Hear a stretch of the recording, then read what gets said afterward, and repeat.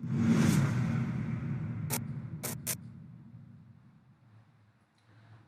Students, आपका ICIT online classes में बहुत बहुत स्वागत है। आज हम लोग बात करने वाले हैं जावा प्रोग्रामिंग में स्टैटिक कीवर्ड के बारे में।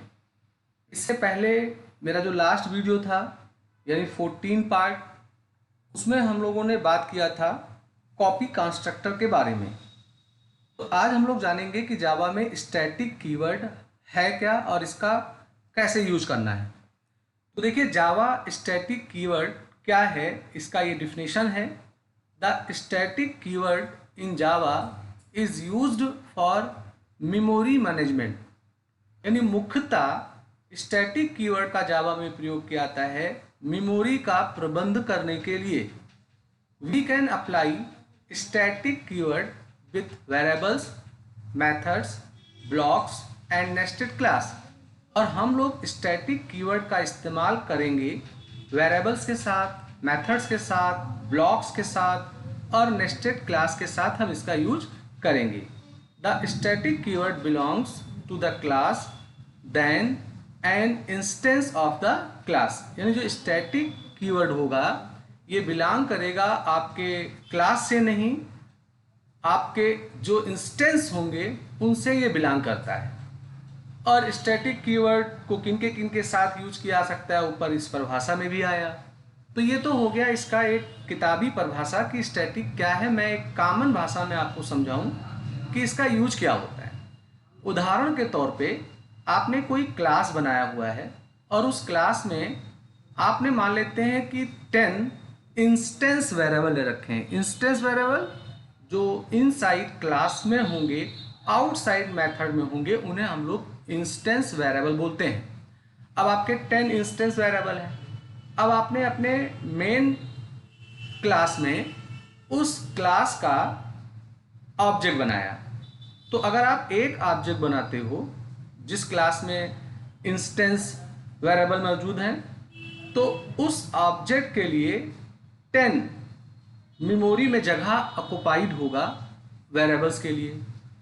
अब अगर मान लें आपने क्लास का एक ऑब्जेक्ट और बना दिया तो उस नए ऑब्जेक्ट के लिए फिर 10 बनेगा। अब आपने एक नया क्लास और बना दिया तो उस नए क्लास के ऑब्जेक्ट के लिए भी आपके 10 वेरिएबल्स का जगह जाएगा। तो कहने का मकसद ये है कि जब आप किसी क्लास का ऑब्जेक्ट बनाते हैं और उस क्लास में अगर कोई इंस्टेंस वेरिएबल मौजूद होता है, तो जितने आप ऑब्जेक्ट बनाएंगे हर ऑब्जेक्ट के लिए उसका मेमोरी में अलग अलग जगह स्थापित होता है।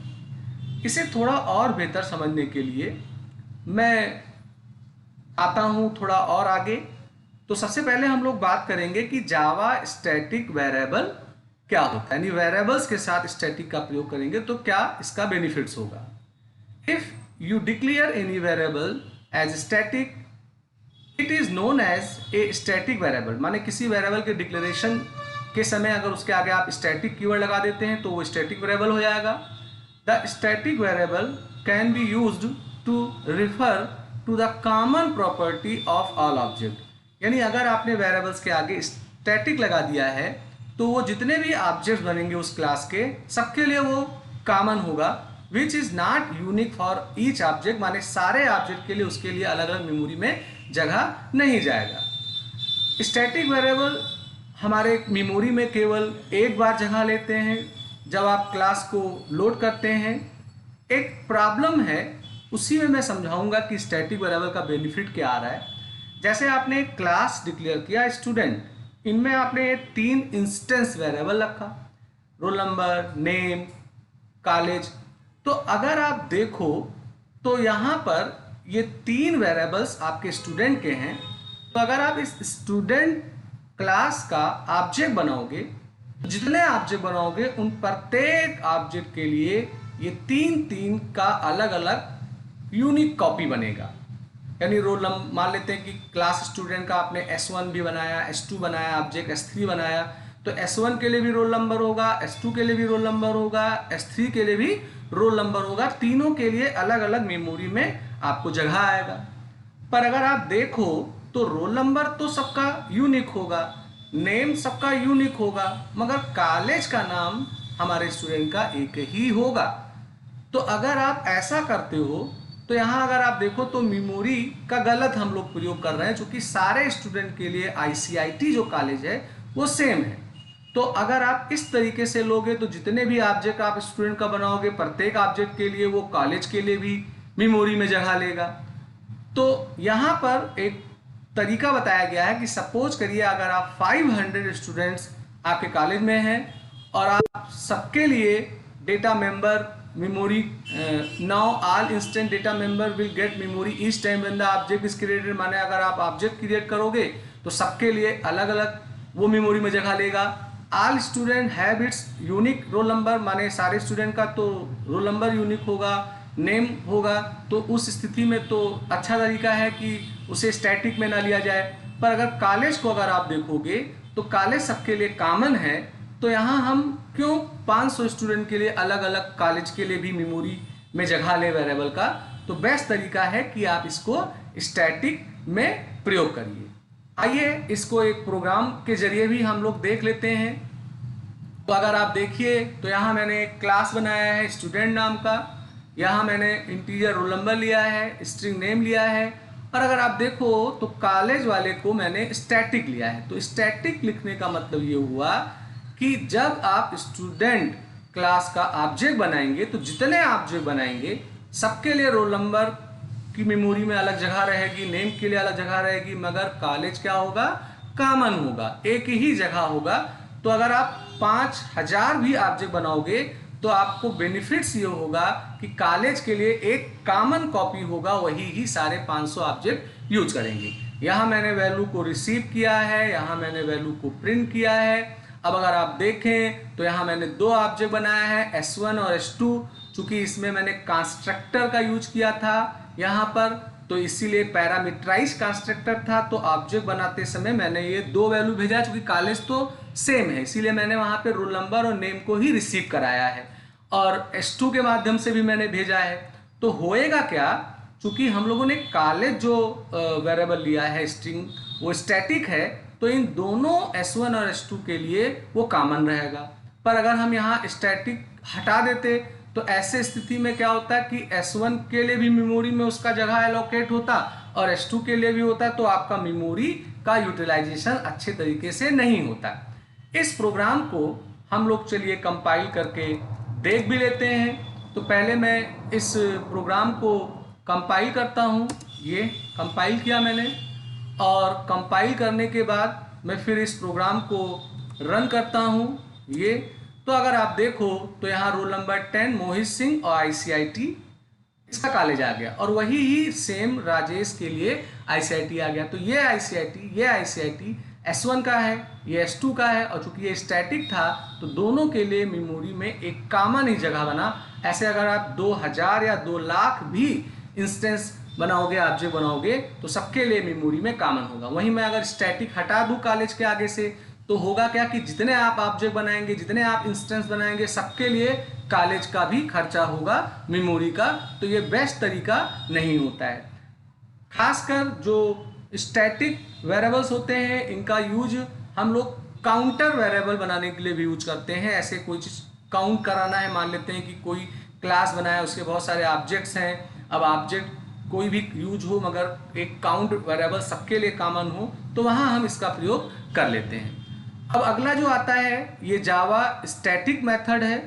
तो if you apply static keyword with any method, यानी अगर किसी मेथड के साथ अगर आप कीवर्ड लगा देते हैं स्टैटिक, तो वो स्टैटिक मेथड आता है। और स्टैटिक मेथड जो होता है ये उसी ही क्लास में बिलोंग करता है, ना कि ऑब्जेक्ट से। और स्टैटिक मेथड को यूज में लाने के लिए हमें क्लास का ऑब्जेक्ट नहीं बनाना होता है, हम क्लास के रेफरेंस से ही इसे डायरेक्ट यूज कर सकते हैं। तो मैंने पीछे अपना वीडियो बनाया था जहां मैंने जावा का मेथड स्टार्ट किया था, तो वहां मैंने बहुत अच्छे तरीके से स्टैटिक और इंस्टेंस मेथड के बारे में बात किया था। तो मेरा एक वीडियो है जिसमें मैंने स्टैटिक और इंस्टेंस मेथड की बात की है, उसका डिस्क्रिप्शन में लिंक मिलेगा। तो अगर आपने उसे नहीं देखा है तो वहां से आप स्टैटिक मेथड को और बेहतर तरीके से समझ सकते हैं। अब स्टैटिक मेथड के साथ कुछ नियम भी है, नियमावली भी बनी हुई है कि स्टैटिक मेथड जो होंगे ये केवल उन्हीं ही डेटा मेंबर को यूज करेंगे जो स्टैटिक होंगे। तो static method can not use non static data member और call non static method directly. और आगे हम लोग इनहेरिटेंस पढ़ेंगे तो वहाँ सुपर वगैरह का कीवर्ड आएगा या एक दिस कीवर्ड आएगा तो उसका भी प्रयोग नहीं हो पाता है। तो बेसिकली हम लोग स्टैटिक मेथड का तब प्रयोग करते हैं जब हम क्लास का कोई ऑब्जेक्ट ना बना के सीधे क्लास के रेफरेंस से ही उसको यूज करना चाहें तो वहाँ हम इसको यूज करते हैं। अब एक आता है हमारा जावा में स्टैटिक ब्लॉक आता है। तो स्टैटिक ब्लॉक का एक खास प्रयोजन ये होता है कि अगर कोई कोड आप स्टैटिक ब्लॉक में लिखते हैं तो वो कोड मेन मेथड से पहले एग्जीक्यूट होता है। तो अगर कोई जॉब आपको मेन मेथड के कोड के एग्जीक्यूशन से बिफोर कराना हो, पहले कराना हो, तो ऐसे स्थिति में हम लोग स्टैटिक मेथड का प्रयोग करते हैं। स्पेशली ये इनिशियलाइजेशन के लिए होता है। अगर कुछ इनिशियलाइज कराना है तो ऐसे स्थिति में हम लोग इसका यूज करते हैं। तो इसका भी एक छोटा सा प्रोग्राम है, उस प्रोग्राम के जरिए मैं आपको दिखाना चाहता हूँ, वो आप समझें। तो यहाँ मैंने एक प्रोग्राम पहले से बना रखा है। तो अगर आप देखो तो यहाँ स्टैटिक ब्लॉक का मतलब यही हुआ कि कोई अगर ब्लॉक बना है और उसके आगे स्टैटिक लगा दीजिए तो वो स्टैटिक ब्लॉक हो गया। और यहाँ एक सिंपल मैंने मैसेज प्रिंट किया और एक सिंपल मैसेज मैंने मेन मेथड में प्रिंट किया है। तो जब आप इसे एग्जीक्यूट करोगे तो मेन मेथड के कोड को पहले ना एग्जीक्यूट करके वो स्टैटिक वाले ब्लॉक को एग्जीक्यूट करेगा। माने पहले हेलो आएगा फिर मेन ब्लॉक वाला मैसेज आएगा। तो इस प्रोग्राम को भी हम लोग देख लेते हैं कंपाइल करके। तो ये मैंने कंपाइल किया प्रोग्राम और ये मैंने रन किया। तो आप देखो तो हेलो पहले आया, चूंकि स्टैटिक ब्लॉक मेन ब्लॉक से पहले एग्जीक्यूट होता है और फिर मेन ब्लॉक का जो कोड है उसको इसने एग्जीक्यूट करके दिखाया। तो फ्रेंड्स, मुझे उम्मीद है कि आज का वीडियो आपको पसंद आया होगा। लाइक करिए, शेयर करिए, सब्सक्राइब करिए, बेल आइकन को सेलेक्ट करिए जिससे मैं कोई नया वीडियो बनाऊं तो उसका अलर्ट, उसकी सूचना आपको तुरंत मिल जाए। तो आज का क्लास मैं यहीं ख़त्म कर रहा हूं और आगे के वीडियो आपको कल फिर मिलेंगे। आपका दिन शुभ हो।